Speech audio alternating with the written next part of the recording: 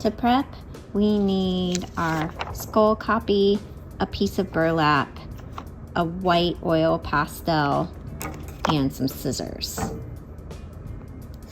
First, we're going to cut out the outline of our skull so we can trace around it.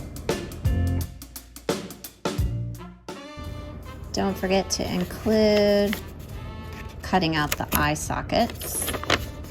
And we do this by snipping holes in the center before inserting the scissors to cut out the eye hole.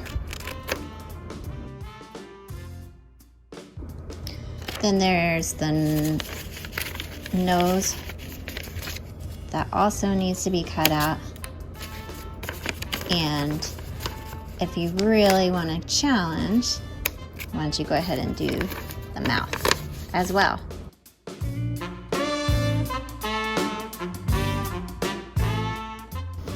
Next, place your skull near the center of your burlap and find your white oil pastel and trace around and inside the eyes, nose, and mouth.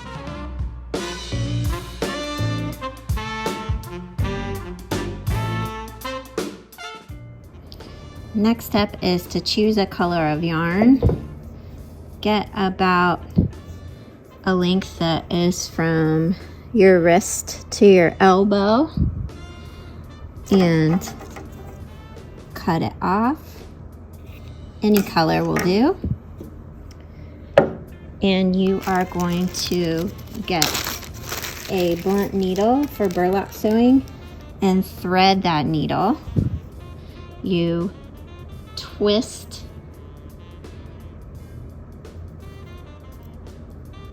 and then insert into the eye of the needle so it goes through without fraying.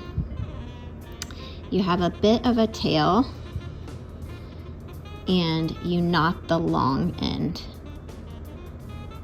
So you tie a knot by making a loop that you put it through.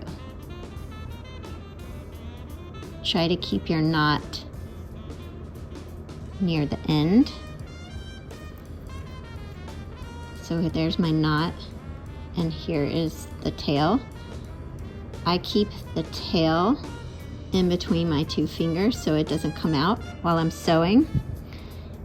You come up, start at any point on the perimeter of your skull.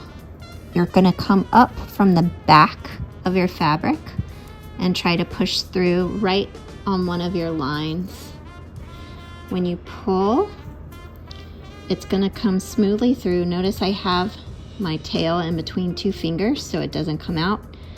My short tail doesn't come out. And then I feel a gentle stop where my knot stays beneath the burlap. If I pull harder, it's going to come through the hole of the burlap. So I'm not pulling very hard. Now I can begin to sew along my line. I want my stitches to be about, I would say, a fingertip or a fingernail tip in length. And then I can come up close to the stitch, but not too close. See, it's right next to the stitch, and I want to try to keep my stitches about the same length, so it's that fingernail tip length. And so notice I'm still holding that short tail between my fingers as I sew. It definitely takes some practice. So I'll show you one more time. I'm coming up. I'm close to the stitch before. Gently pull and then back down, trying to make my stitches a similar length. that also takes practice. I wanted to show you that. I just accidentally took out my stitch, so that's because I came up too close to it. I'm gonna redo that stitch, and that happens in sewing, even to people with lots of practice.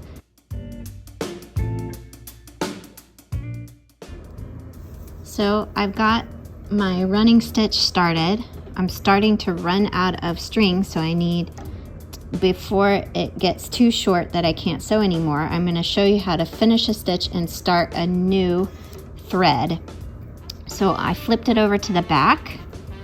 I'm going to take my needle with my short tail in between my fingers. I'm going to go underneath this stitch with my needle. It makes a loop, and then I'm going to come through that loop so that it ties a knot.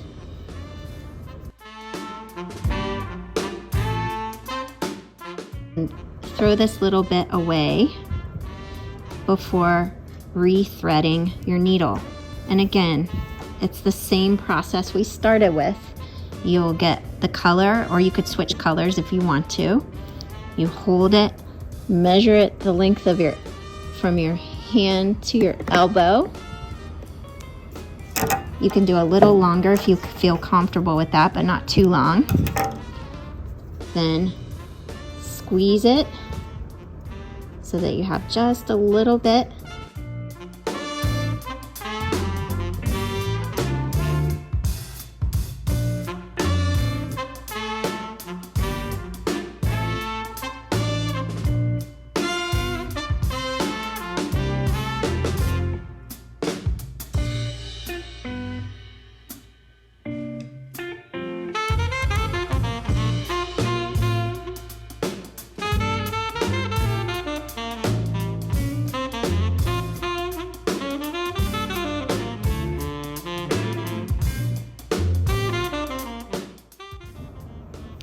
Once you've gone all the way around the perimeter of the skull, you will tie it off just like we've been practicing as you finished a thread.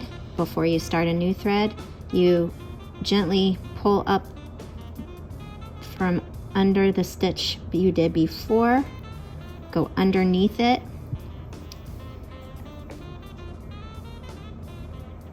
loop it, and then go through the loop to tie it off.